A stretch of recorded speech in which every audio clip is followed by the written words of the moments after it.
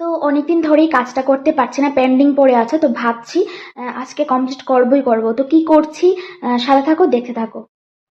তো আসলে আমাদের যখন এই টিভিটা লাগানো হয়েছিল তখন ভুলবশত উপরে একটা হোল হয়ে গিয়েছিল, যেটা দেখতে খুবই বিশ্রী লাগছে। তো ভাবছি অনেকদিন ধরে এখানে একটা ডেকোরেশন করব যাতে এটা হাইড হয়ে যায়। তো সেটাই আজকে করার চেষ্টা করছি।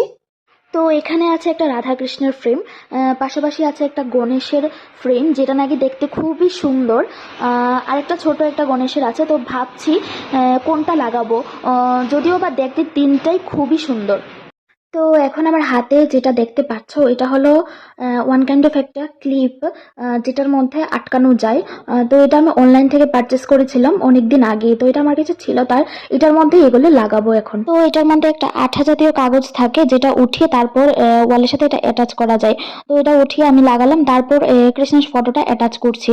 তো যাই হচ্ছে, খুবই প্রবলেম হচ্ছে এটা অ্যাটাচ করতে, কারণ এই যে তারটা ছিল টিভির, সেটার জন্য এটা ঠিক করে ফিট হচ্ছিল না।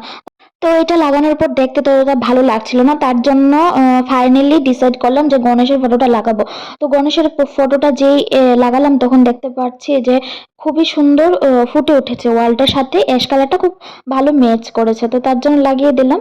তো ফাইনালি ডান এটাই।